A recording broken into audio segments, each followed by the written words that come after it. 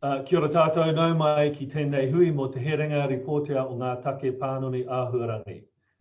This morning, the Minister for Climate Change, the Honourable James Shaw, has made perhaps the most significant climate change announcement of this term of government, which is that Aotearoa New Zealand will become the first country in the world to require the financial sector to report on climate risks. Minister Shaw said that this will bring climate risks and resilience into the heart of financial and business decision making. Tonight, the Minister is here with us to discuss the announcement and to answer your questions. But before we hear from the Minister, I'd like to introduce you to our panel. We have April Mackenzie, Chief Executive for the External Reporting Board. Kia ora, April. Once Minister Shaw has spoken, we'll hear from April. XRB has been asked to prepare the climate risk reporting standards, so April will speak to this. We also have Mike Burrell, Executive Director of the Sustainable Business Council. Kia ora, Mike. And Bryce Davies, Executive Manager, Corporate Relations at IAG. Kia ora, Bryce. Mike will tell us what this means for business, and then Bryce will speak to the impact on the financial sector. And I also want to acknowledge Informed City, who are hosting us tonight.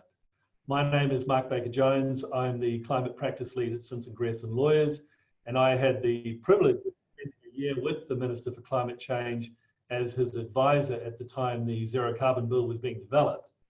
After we've heard from the panel, we'll open for about 30 minutes of questions. Some of you have already sent me questions, and we'll ask some of those of the panel.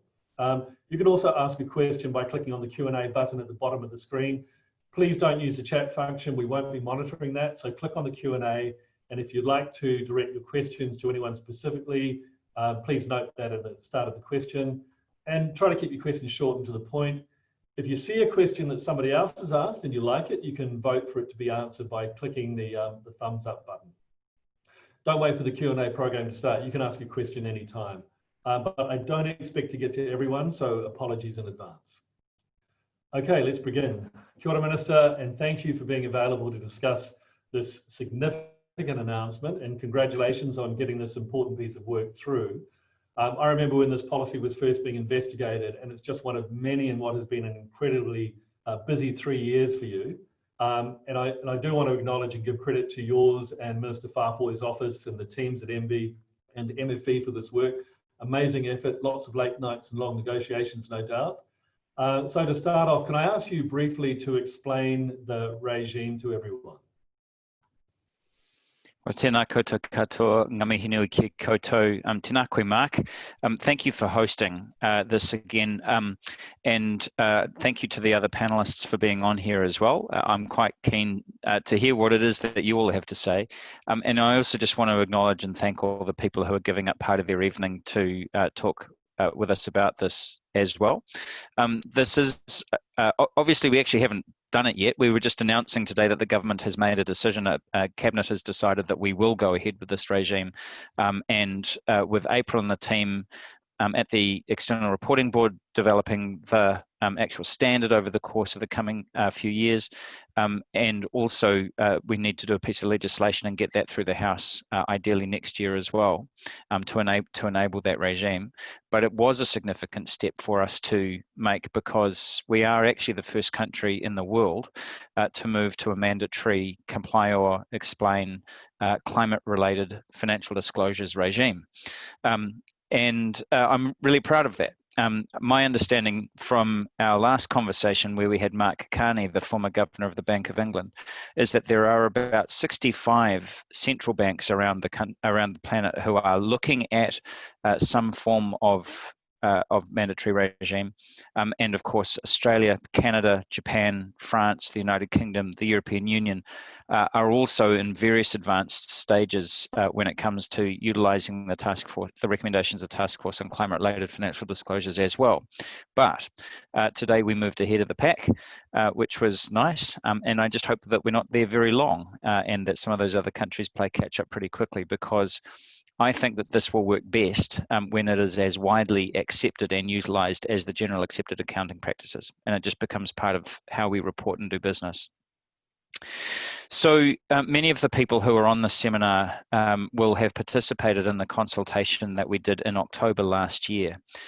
I was really pleasantly surprised at the the very positive reception that we got when we floated the idea, and particularly actually from the businesses and the investment community that would be most affected. And it was clear that there was a very strong pull towards having an even playing field for all businesses and for all investors to be able to look at this kind of information and to be able to compare apples with apples. And so that, of course, does make it a bit easier as a government when you've got a sector who are saying, actually, look, we could do with this. And so I want to thank everyone who submitted for your support, because it did mean that we were pushing against an open door. The scope has expanded slightly since the consultation document went out, and that was really off the back of the feedback that we got in those submissions. So just for the sake of clarity, the regime that April and the team will be developing is based on the TCFD, the Task Force on Climate-Related Financial Disclosures. We felt it was important for New Zealand to be part of the international system and to use what is an emerging international standard, just to ensure that we can have integration across borders and to ensure that there's no issues to do with translation between a system that we might have here domestically versus others elsewhere.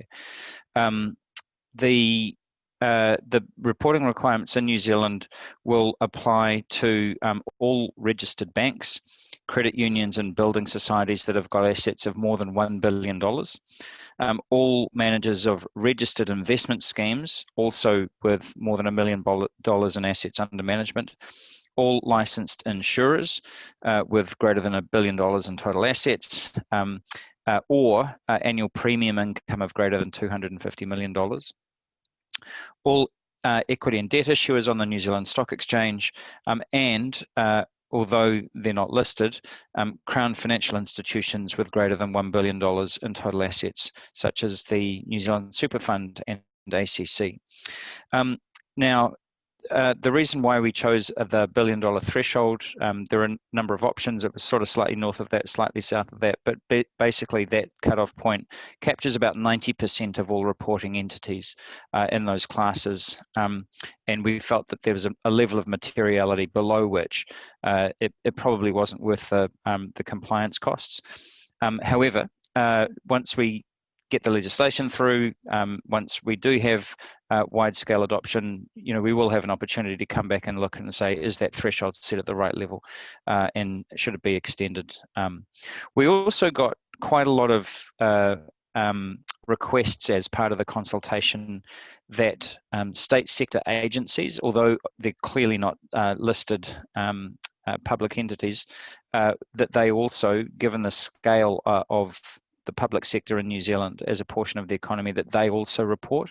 Now, that's not contained in this piece of legislation, but we actually have pre-existing powers under the Zero Carbon Act that Mark mentioned before to start to drive that through. And so I've been asked as part of the cabinet paper to report back in a few months about how we will extend this kind of reporting out to public agencies as well.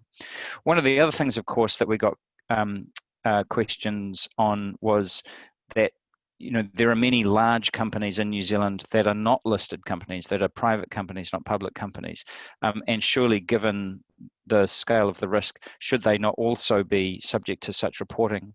Now, the issue there, of course, is that these entities, they're required to have to file financial returns, but of course that they're not to make them public. And because this whole framework sits alongside, essentially as part of your financial reporting requirements, we do run into trouble, saying, actually, you don't need to report on your financials, but you do need to report on your climate-related risks, and we can't easily disaggregate those. But some of those entities will actually already be caught in another part of the covered by another part of the Zero Carbon Act, which is around lifeline utilities, which may be asked to start doing climate-related risk reporting as part of the government's overall process on how we assess risk across the whole economy.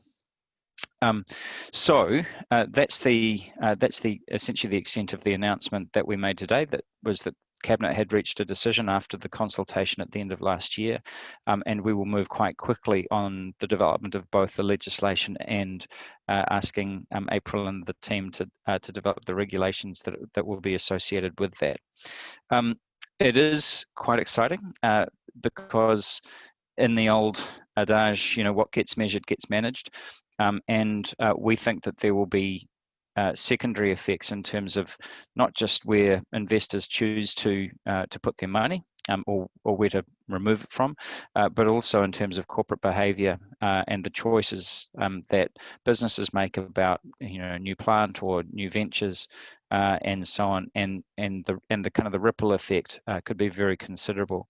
So when Mark said, possibly one of the most significant announcements in this term, I would actually agree. So, in this term, we've passed the Zero Carbon Act unanimously through Parliament. We've established the Climate Change Commission. We've repaired the Emissions Trading Scheme, and we've put climate change back into the Resource Management Act to make sure that that can be a consentable activity.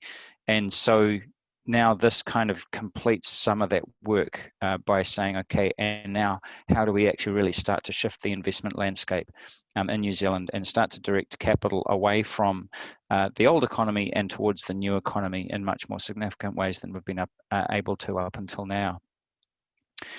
And so I'll leave it there. I think that's probably about bang on 10 minutes anyway, but I'm quite keen to hear from our other panelists and also to hear your questions and comments during the course of the seminar. So, nō reira, tēnā koutou, tēnā koutou, tēnā tātou katoa.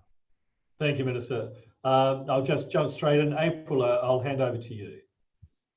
Tēnā koutou katoa, kei te tumu whakarei o te kāwai ārahi, puronga moaha ahau. Hello everyone, I'm the Chief Executive of the External Reporting Board. The External Reporting Board, or the XRB, as we're commonly known, is an independent Crown entity, and we set reporting strategy and issue financial reporting, auditing, assurance and ethical standards. So our core business is independent standard setting in the public interest. We aim to develop standards and solutions for Aotearoa New Zealand that ensure entities across all sectors can report with credibility locally and internationally. It's critical that users of reports have trust and confidence in those reports. The Minister's announcement about the new regime is world leading, and the XRB welcomes the extension of its mandate. Oh boy, what a job we've got ahead of us. The challenge for the XRB is to ensure that the standards developed here, based on the Financial Stability Board's TCFD framework, factors in the views of local stakeholders and the broad range of entities it will apply to, much broader than the finance sector alone. The job of the XRB is to develop standards that are suitable for Aotearoa New Zealand, taking account of the extent to which climate issues are specific to Aotearoa New Zealand and its adaptation policies and transition risks. And we need to take account of the close relationship in New Zealand between public and private sector reporting and the critical importance of comparability of how entities in different sectors are managing climate-related risks. And then while doing that, we need to still hold strong the merits of reporting that is internationally comparable and credible. While it's too soon, I'm afraid, to say exactly what will be in the standards, and if you came to this evening hoping that I would give you a nice list, I'm afraid that's not going to happen. The XRB will, with the input and engagement of stakeholders, develop standards that focus on information that is relevant and faithfully represents what it purports to represent. The usefulness of information is enhanced if it's comparable, verifiable, timely, and understandable. Currently, the 11 disclosure areas across the 4 TCFD themes, governance, strategy, risk management, and metrics and targets, are extremely high level and will not, at least as they stand, produce useful information that meets the characteristics I've just listed. At this stage, I'm not sure that one size is going to fit all. If there's too much flexibility or lack of clarity of what's wanted, then preparers are going to flounder and information will be wildly varying and not at all comparable, which in turn will, of course, undermine its credibility. But too much prescription will create boilerplate response that do not allow an entity's own story to show through. We'll need to develop materiality criteria. Hopefully, the materiality concepts that we already have in financial reporting and assurance will be fit for purpose, but we'll test that. Consultation and engagement with as broad a range of stakeholders as possible is key. We will establish a new subgroup of experts under the XRB board. The exact form of how we do that, whether it's a board or a panel or advisory groups, is yet to be resolved. But we'll focus early on a series of roundtables and other forms of engagement to understand all the perspectives, and we will try and touch base with those 200 entities, their investors and assurance providers. So we're going to engage with investors to learn more about the information that they need. We're going to engage with preparers to understand the challenges in pulling together the data and information that they need, the associated costs of doing that, and the volatility of that data. We will engage with a range of assurance providers to learn about the characteristics of the disclosure needed to ensure verifiability. And whilst mandatory assurance is not on the cards as part of this regime at this stage, there is no point us designing it if it can't later be assured. We'll need to pay regard to the importance of science-based standards. That'll be new for the XRB.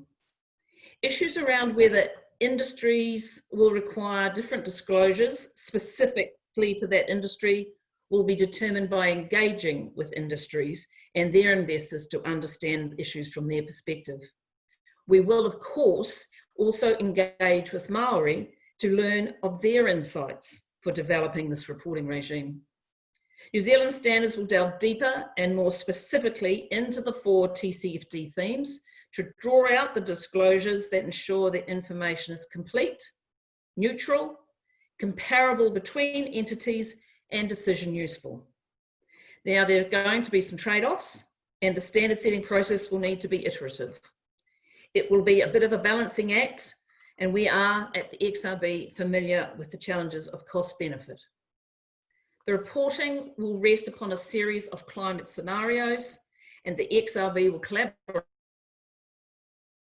with others regarding the establishment of plans to ensure that the reporting standards and the scenario guidance complement and support entities in the new reporting regime. Now, there's a lot of guidance and material already out there being developed in New Zealand, Australia, the UK, Canada, and afield. So the job of the XRB will be, along with stakeholders and interested parties, to distill something out of that, something coherent, and distinguish between what needs to be mandatory and what's good practice or guidance. Our guidance or standards will run the full gamut of our due process, from exposure draft, feedback loops, before being introduced as a mandatory standard. With the assistance of preparers, investors, assurance providers, government, and others, we will move quickly into the space to draw off the TCFD framework and to produce more specific requirements suitable for Aotearoa in New Zealand. Ngā mihi nui. Kia ora, April, thank you very much for that. Mike, over to you. Thank you very much, Mark, and thank you for the opportunity to speak today. So I represent the Sustainable Business Council. It's a group of about 110 of New Zealand's leading businesses, making up about 28% of our GDP and around about an $87 billion turnover. I must say that, of course, I haven't had a chance to speak to all of my members over this announcement today. I've spoken to a few of them, quite a lot of excitement that's certainly created a buzz. And also I suppose to say that I see this as the beginning of a journey. Obviously, there's the small issue of a general election coming up. And of course, all of the work that April has just outlined, and certainly we'll be wanting to engage in that and looking at the detail. But overall, I mean, a very positive announcement today, and we welcome it because it provides a framework for moving ahead on something that's really critical if we're going to move towards a zero carbon economy. What it does is it sends a signal about what's really going to matter to business over the coming decades. And I suppose that's the critical element of what we would think about, which is planning goes from being about years to decades. And it's something that businesses of all sizes are not used to thinking about. They're thinking about a year ahead, 2 years ahead max, maybe 5 years if they're a big company, 10 years, 15 years, 30 years, which is what we're talking about with the transition to zero carbon, is something quite new. So it also gives those businesses that are already doing this a framework that ensures a fair transition to others as well. We're all going to be affected by climate change, and I think a number of people got a bit of a wake-up call on the west coast of America today when they realised that perhaps some of the statements they've been making were out of tune with people on the ground. Owners and investors and assets need to be thinking about the implications of climate change right now, because those assets that are being purchased today, those investments that are being made today, are going to be around for the next 20 to 50 years. And by then, that's when we're going to be seeing the more extreme elements of climate conditions. So this is a way, we think, for being clear about the risks that the business community will face. Leading businesses are already thinking about these things, and it's quite mainstream to them. This just means everyone else will be working with the same framework. It's very good to see that there's a 3-year window to prepare and develop a workable framework for businesses large and small, because there are going to be significant differences for those different businesses. And I was very pleased to hear April's comments about how that process will run. The devil will be in the detail, and it will be important that we actually get it right, because we are going to be leading the way. No one's been here before. If I think about what we do here at SBC, we allow a 2-year period for businesses to measure their carbon footprint and to produce a sustainability report. That's a much smaller thing than what we're talking about here. And it takes that time.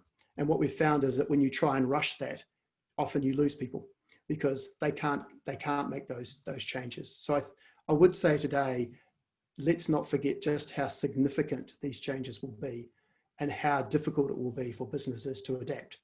So giving them time to adapt is going to be really critical.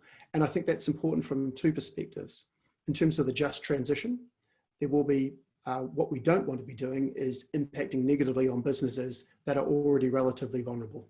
And I'm thinking particularly of those small and medium-sized enterprises that are currently not covered by this, but might be impacted in terms of the way they interact with these businesses.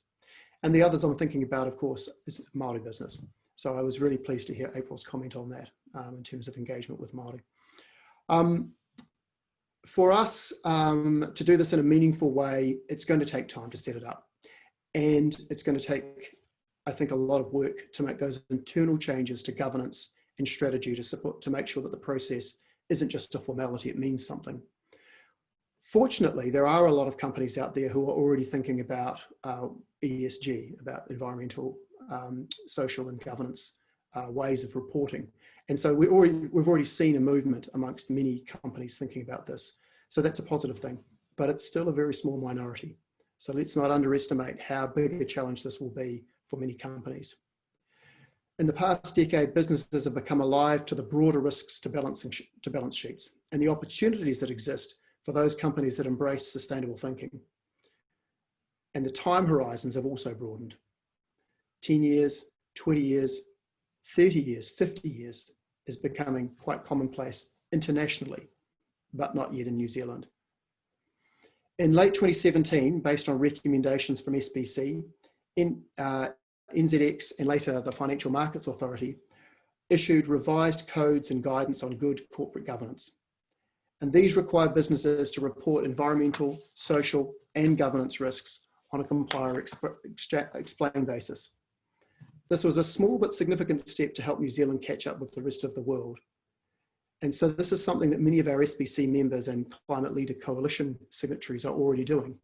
They're assessing and reporting on their climate-related financial risks, and we support them to do this. What I would emphasize though is this is no small task. Don't underestimate how complicated this is, and how long it can take. I'd really like to acknowledge some of the leaders in this, particularly Meridian, which was the first New Zealand company to use the TCFD framework, and a number of our members who have followed suit, including IAG, Suncorp, Contact Energy, ThinkStep ANZ, and a number of others who are currently working through their processes. So we're beginning to see this happen, but look at the small number. So there's still a long way for many, many companies to go. And we represent, I suppose, the more progressive end of the spectrum, those who are already leaning into this.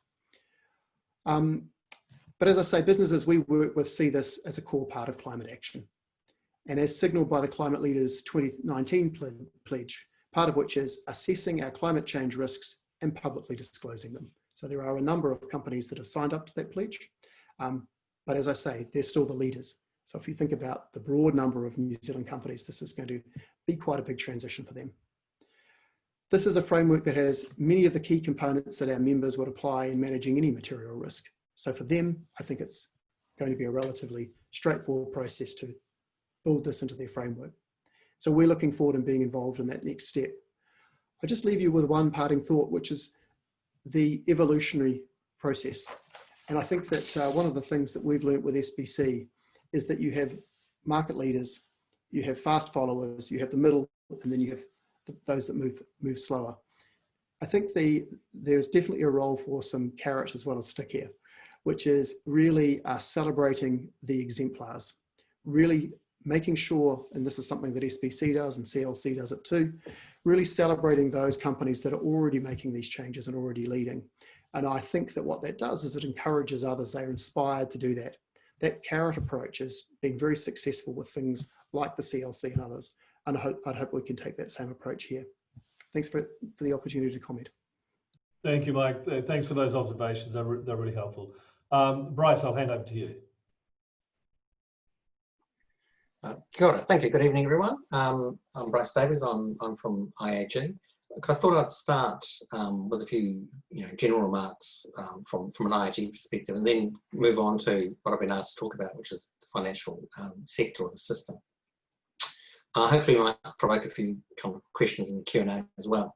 I mean, overall, from IAG's perspective, look, we welcome this regime. We're probably very squarely in the 80% camp that the Minister talked about earlier on. As an insurer, we get to see some of what's at stake.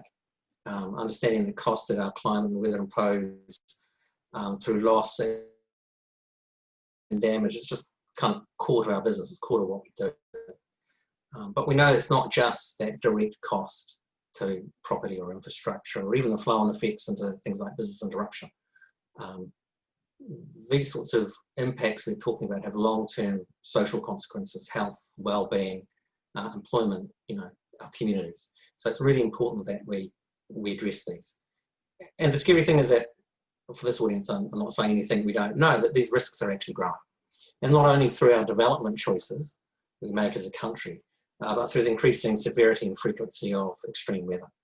And these changes are just going to accelerate and become more severe as our climate warms. So we're very firm of the opinion that it's vital that we all act. And so we believe that requiring companies to understand and respond and report on these risks absolutely will incentivize action. And I think it's important to recognize that this is actually about changing the way we make decisions. It's not merely an additional year-end reporting requirement. And indeed, if you think about the opinion by Chapman Tripp that came out recently on directors' duties, much of this should already be being built into our business.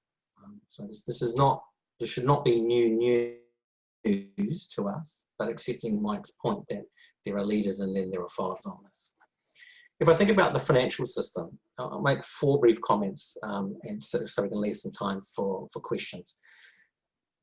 The financial system allocators of capital, and this new regime will impact decision making over time, whether that's the underwriting decisions that we make, lending or investment, or even asset allocation decisions.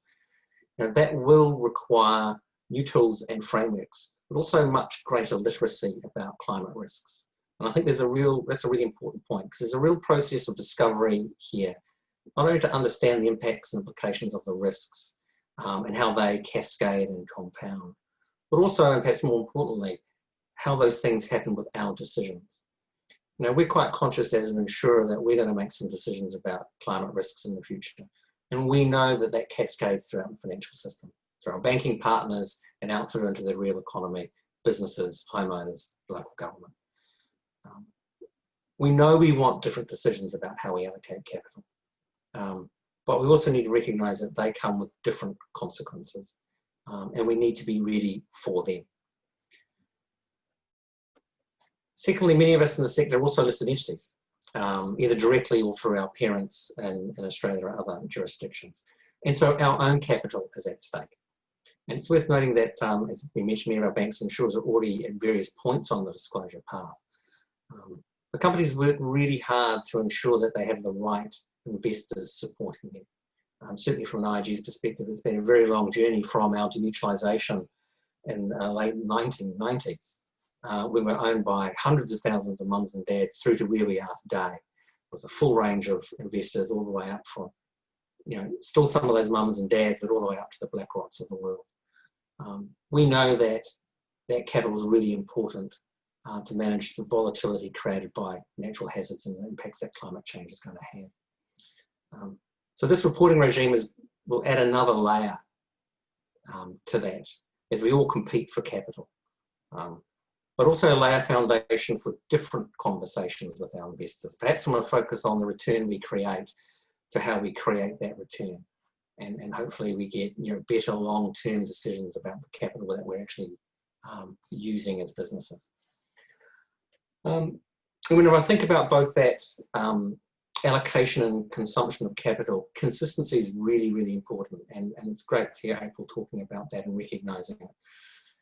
At present, there are numerous initiatives underway internationally, locally, for different sectors and by different regulators that are all trying to create a more consistent basis on which we think about, everything from definitions to horizons, to scenarios, to models, to concepts of materiality, and even the outputs that we produce. I know at our company, I think the last count, there are about 6 things that we're kind of watching or are involved in that are all kind of developing in this space. And to echo Mike's point, it's going to take time for both that consistency, but more importantly, the confidence of those who are reporting with the standards that are being created. We are competing for capital here, and we want to put our best foot forward. So ensuring everyone moves in a very consistent way is very, very important. And lastly, very quickly, we're going to be affected as regulated entities. The Reserve Bank is very interested in climate risk, both from a soundness point of view of the individual institutions. Think about the stress testing of capital and solvency as a particular way that might play out, but also from a functioning of markets and the stability of the financial system as a whole. And it was mentioned at the beginning, we heard from Adrian Orr and Mark Carney a few weeks ago talking about this. And indeed, only yesterday, the Deputy Governor spoke to insurers about climate risk. And about that being very, very much on their agenda, an emerging thing that they're looking at. And for us to expect that that's going to be a key focus in their supervisory engagement with the industry. But it's not just there. The Reserve Bank employs the 3-pillar models. And this reporting regime fits into all 3 parts of that. The supervisory bit, which I talked about, but also their self-discipline pillar through the governance and risk management requirements that they have of us as businesses. But also through their market discipline pillar, through disclosure and reporting. So allocators of capital, users of capital, and regulated entities are 3 really important areas that we're going to be impacted. But more importantly, we see this as a key part of creating a sustainable financial system. By redirecting the flow of capital towards companies that are both moving to a low carbon business model, but also in time adapting to the impacts of climate change. And the draft report from the Sustainable Finance Forum talked about that, the importance of pricing social and environmental impacts and having good quality and consistent data on which to make decisions and to reflect those decisions in financial accounting, asset valuations, credit rating models, and a whole range of other things. So we see this as a really important step, not just in the lives of ourselves as institutions and our own journeys, but of the transition of the sector as a whole. And let me leave it there so we've got plenty of time for questions. Thank you, Bryce. Thanks very much for that. We're going to jump straight into the questions. And Minister, one of the questions we have here is around discussions with the other parties. You were extremely successful in your negotiations around the zero carbon bill with government parties and with the opposition. You had everybody on board with that. One of the questions we have here from Jess Roger is, how have you had initial discussions with National and New Zealand First regarding their support for this legislation? Hi, Jess. So I've not spoken to the National Party about it. Of course, because they're a party of government, I had to speak to New Zealand First about it, and they had to consent to the cabinet paper going through in order for me to be able to make the announcement today. Of course, as Mike mentioned, there is an election coming up in fairly short order, and so the constellation of parties that make up the next government has yet to be decided. But assuming that I'm in a position to be able to do so, I will, as I did with the Zero Carbon Act, attempt to get cross-party support for this. I have to say, given the strong levels of support from the business community and from the Reserve Bank and from the financial institutions and so on, it wouldn't surprise me if we were able to get a very similar level of consensus across the House for this. I'll move on to the second question. Another question for you, Minister, is from Jane Diplock, but also a number of people have asked a similar question. They point out that S&P Global is starting to talk about TNFD, the Task Force on Nature-Related Financial Disclosures, and have asked whether it's likely that social governance aspects will be mandated in default KiwiSaver provided funds. But the EU rules on non-financial reporting require large companies to publish regular reports on social and environmental impacts of their activities. Why have you drawn the line at financial risk only? I might actually ask April to comment on ESG because there is clearly a trend in that direction around the world, and also here in New Zealand. You've got a number of businesses that are doing increasingly sophisticated ESG type reports. Actually, at the beginning of my career, I was at PricewaterhouseCoopers and was sort of partially responsible for getting us into the Global Reporting Initiative. So I've got some ancient history there. But in terms of this initiative, there is a sort of an urgency with climate change, and there was a framework that was kind of not quite readily available, but was increasingly adopted in the Task Force on Climate-Related Financial Disclosures. And so we felt that whilst climate is one component of a broader ESG framework, that it would be if we could start here, get that over the line, and then we'll see how the appetite builds for broader reporting. But I did want to make sure that we moved urgently and specifically on climate-related reporting, in part because the scale of the challenge that we're up against, as Bryce alluded to, is so massive. And I was very influenced. I mean, I kind of first came across TCFD at the launch in Paris in 2015, when I was sitting in the back of the room where Mark Carney and Michael Bloomberg were doing the sort of launch piece. And one of the things that struck me that one of them said is that in their view, it is likely that there are trillions of dollars around the world in undisclosed and unquantified climate-related risk, and that directors and shareholders ought to want to know about that.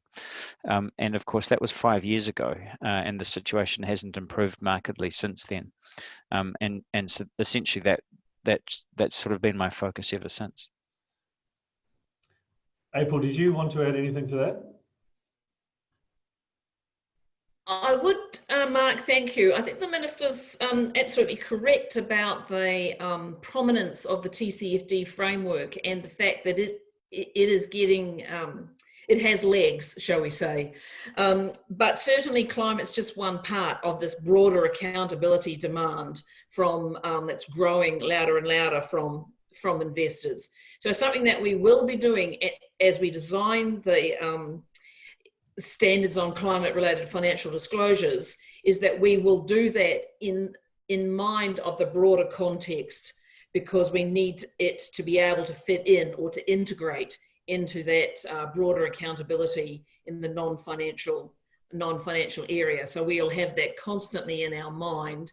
And indeed, we have raised with this government, and we will raise again within the next government, about the need to move on these broader ESG aspects as well. April, while I've got you, I'm going to ask you another question. Christine Murray has asked how we can have confidence in climate financial risk disclosure made by businesses and other reporting entities. And I think this is probably a question about independent assurance. And you mentioned that you will engage with a range of assurance providers. Do we need it? Do we need independent assurance? And when should we expect it to happen? Well, at one level, independent assurance is something that investors call for frequently, because they don't have the individual power to go away and investigate and test and verify. So I think we'll get increasing calls for it, and hopefully we'll see it emerging in a voluntary sense. In fact, the XRB has already moved on the assurance side because of the work that we've been leading from New Zealand at the International Audit and Assurance Standards Board, and we have already developed an international guidance on how to provide assurance in this area. So that should be hitting the streets shortly. So it'll be a tool that assurance providers can use. Don't want to put a time on it. I think that it'll emerge and it'll become evident in 3, 4, 5 years' time. And the issue will be whether or not investors call for us to make it mandatory. Well, not us, for our government to make it mandatory. Yeah. Bryce, the question for you, I think, this is all about risk, but what risk? Stephen Haddock asks, for the financial services industry, what would you say the key areas of risk which we should be addressing initially?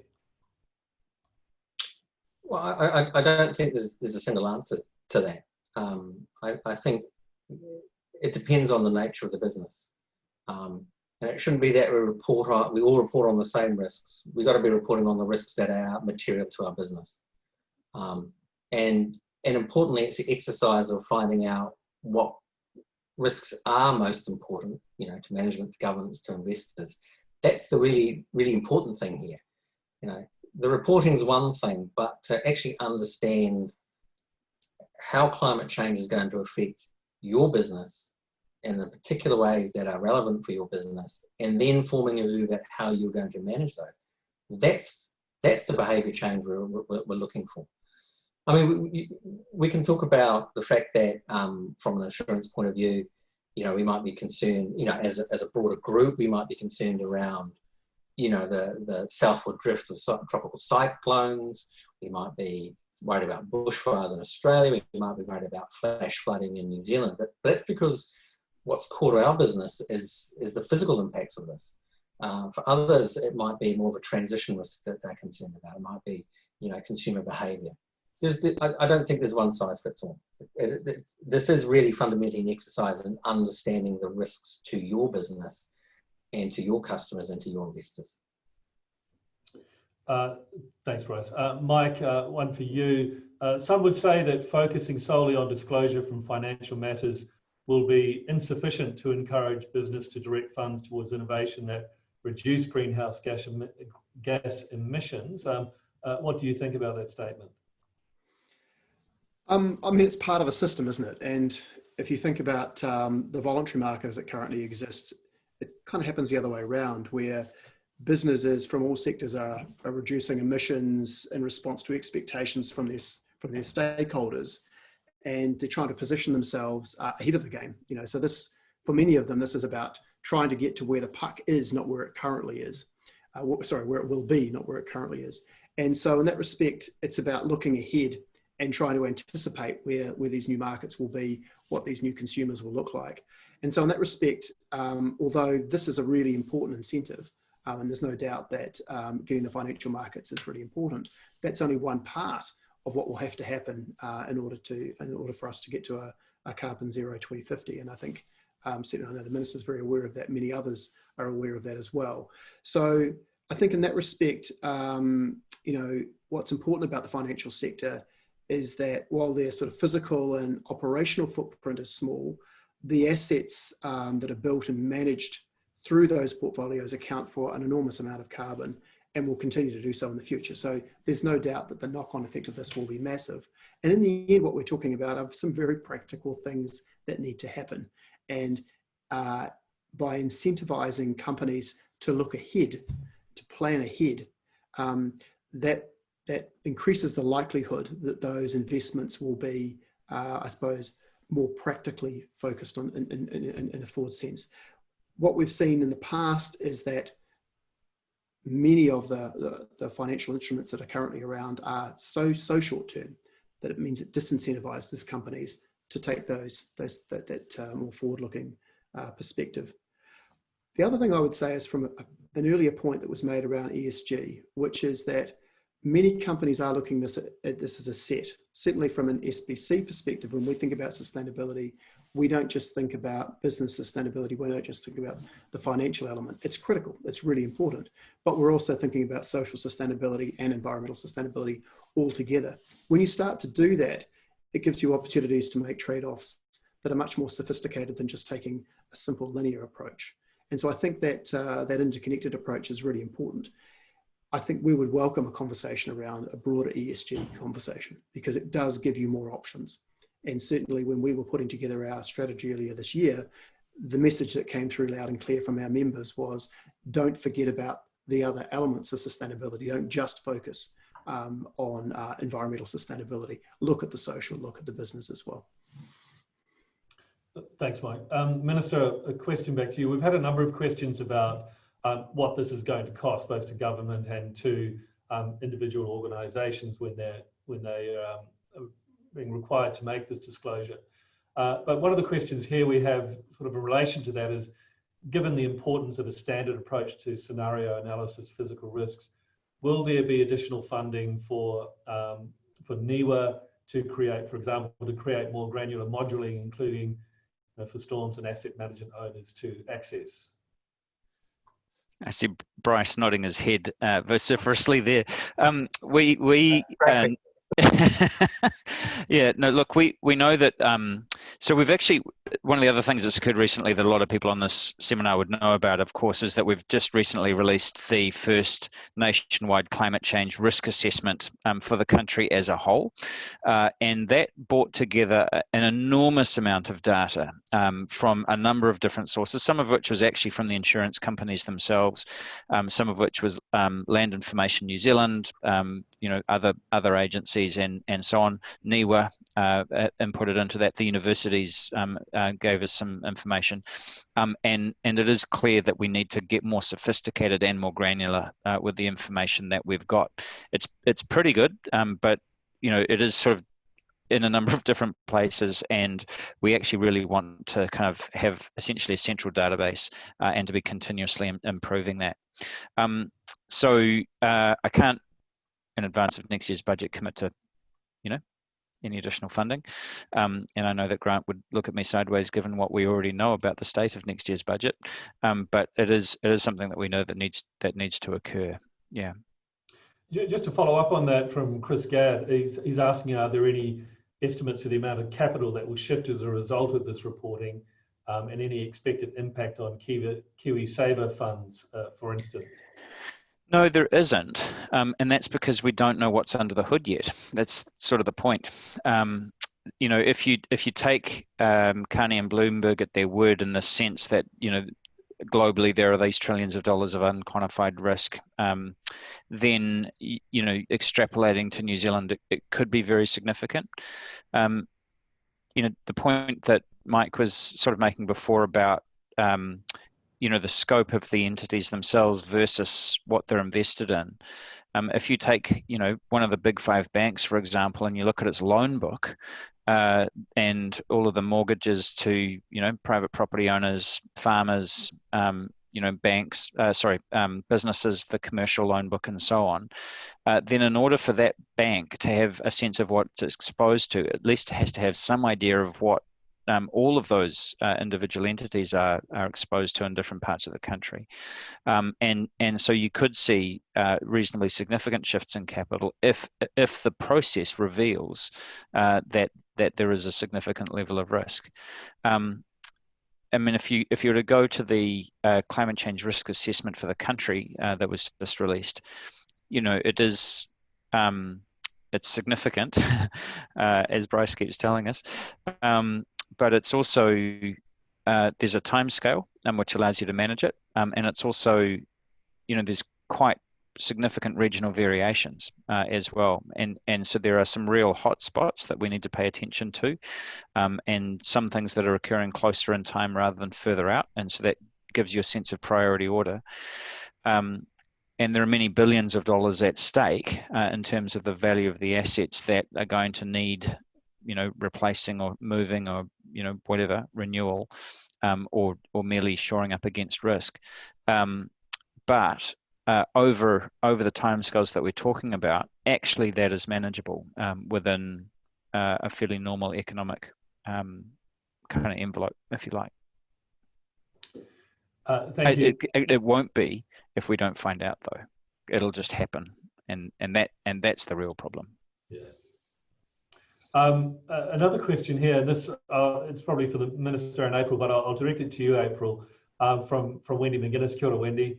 Has there been any international response today? But can I follow up that with another question? The Minister mentioned that Aotearoa New Zealand is a first, but other countries like UK and Canada are close behind. If other countries introduce mandatory disclosure regimes, we'll have multinationals potentially being required to report on climate-related financial risk in a number of jurisdictions. What needs to be done to reconcile this? How do we align with those regimes? April. Shall I go first? Yeah, thank you. I certainly know that we've had some response from Australia. I haven't heard further abroad, perhaps the Minister has. But if I could actually speak to the last part of that question too, about what happens when other mandatory systems come in around the world. Certainly part of the XRB's current functions are to monitor international developments and liaise with bodies that are doing undertaking similar activities. So there's already calls for an international non-financial reporting standards board to be set up under the IFRS Foundation. And we're actually expecting a white paper on that by the end of this year.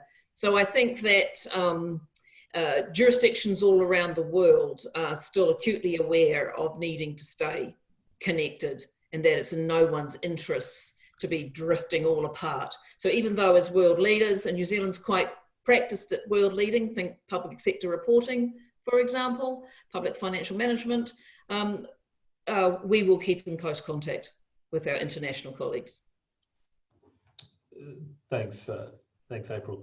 Bryce, I'm going to ask you a question now. Some would say that mandatory scheme is not necessary and that investor pressure alone is sufficient to improve the quality of climate-related financial reporting.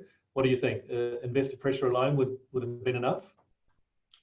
Oh, look, I'll just echo a couple of comments by the Minister and Mike. I mean, the Minister was saying he heard about TCFD in 2015. We're 5 years later, and Mike's saying there's a handful of leading corporates in New Zealand who are starting, to try and use that model. That's 5 years, and we've got a few companies doing it. Look, I think leaving it to the market could broadly get us to the same place, but mandatory scheme will get us there faster and with more certainty. And if I think about the goal we have as a country and the 30 years we've got to do it, we need speed and certainty to get there. So it's important that we have this regime. Can I jump in on that, Mark? Yes. Because I think there's a sort of chicken and egg thing there as well, right? Which is that investors will apply pressure when they have information. And at the moment they don't, because people aren't reporting. And so, you know, it's sort of slightly circular. So a lot of the requests for this actually came from the investment community to say, actually, we would quite like to know about the businesses that we are invested in. The legal opinion that came through last year said that actually, in a pure legal sense, directors ought to be doing this, but they're not. And so therefore, you know, there's a kind of a breakdown in the system, which implies that, you know, we need to intervene. Yes, and I'm going to follow up another question for you, Minister. And this sort of gets into some of the detail of the initiative. But in relation to TCFD as it applies to managers, is it intended that the asset manager would only have to disclose their own climate-related risks, or would the provisions require disclosure of the climate-related risks of the portfolio of assets they manage?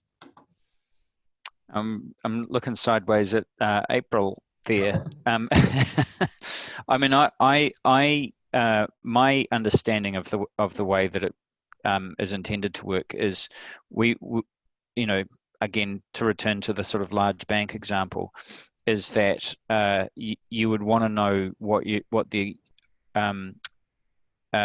risk to that bank is, which means that it would need to have a sense of the spread and range of risks within its portfolio, but not revealing individual entities in that portfolio, but to kind of say, well, look, you know, we have a major play in the agricultural space. You know, we loan to a lot of farmers. We know that droughts are increasingly frequent and severe. We can quantify that risk because we know what the impact on exports has been from previous droughts, and therefore we can develop a scale of the risk to the bank as a result of our exposure to the agricultural sector, and do it that way. You don't need to say, you know, this farm over there or that one over there, but you should be able to aggregate that information to give you a sense of the risk that you're up against. April, do you want to add to that? No, the Minister's summed it up how I would anticipate it unfolding.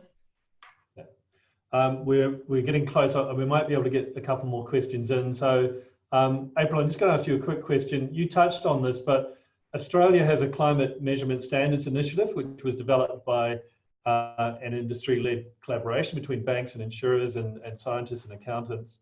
And they released their financial sector recommendations on how to do TCFD on Monday. And RBNZ has referenced this last week. Olaf Adam has asked how XRB plans to engage key industry stakeholders and subject matter experts, and would something like the Climate Measurement Standards Initiative be a model for you? Well, I wouldn't say no, because we're certainly going to, with our collaborating with MFE, they've been talking to us about the CMS. I understood it was more focused on the scenario planning part of the system, which will sit mainly with MFE, and we'll just collaborate and keep a watching brief on that side. But certainly, New Zealand is a little place, and getting in contact with the affected parties here, I'm hoping won't be too difficult. We're relatively practiced at that, but we do expect to work with various groups such as the Sustainable Business Council and other existing groups, but the exact form isn't yet determined. Okay, and thanks for that. And Minister, I think we'll fit in one last question. We've got a large number of questions, and I'm sorry I'm not going to be able to get to all of them. But last one, Anne Smith has asked how the government will measure the effectiveness of mandatory disclosure requirements in the context of the 2030 reductions target. I think this is an interesting question because it comes back to the aim of the reporting. Is it about making corporations be responsible for their emissions? You know, calling them out? Is it to enable Aotearoa New Zealand to meet its emission budgets and targets? Or is it simply about having the effects of climate change becoming routinely considered in business and investment decisions? Well, I don't think that those things are mutually exclusive. and they kind of loop in upon each other. So I mean, for those who are interested in reading the cabinet paper, if you're that kind of person, you know, it sort of explains the logic of why we've gone for, you know, financial entities and listed companies, you know, rather than others, and so on. And so the kind of key issue that we're dealing with here is really one around allocation of capital, and so that directors are able to fulfill their fiduciary duties, and that investors are able to have good information to enable them to make choices about where to direct their capital in the future. Now, I think the intersection really comes down to the scenarios, right? Because the scenarios are where we interact with the science of climate change and say, well, what are we looking at is likely to happen here? And of course, it's those scenarios that drive our emissions reductions targets as well. You know, if we say in the legislation, in the Zero Carbon Act, it says that the purpose of the legislation is for New Zealand to live within 1.5 degrees of global warming. So there's a sort of an operational threshold that we've got. And everything subsequent to that, the emissions reductions targets, the 5-yearly emissions budgets, the emissions trading scheme unit supply, all of those things in descending order sit within that 1.5 degree threshold. And of course, where you are in time and based on what is going on in the rest of the world, produces, you know, different scenarios about the likelihood and difficulty and scale of the challenge, but about, you know, sitting within that threshold, or the extent to which we're likely to exceed it, and by how much. And so I would say that is the place that the framework sits.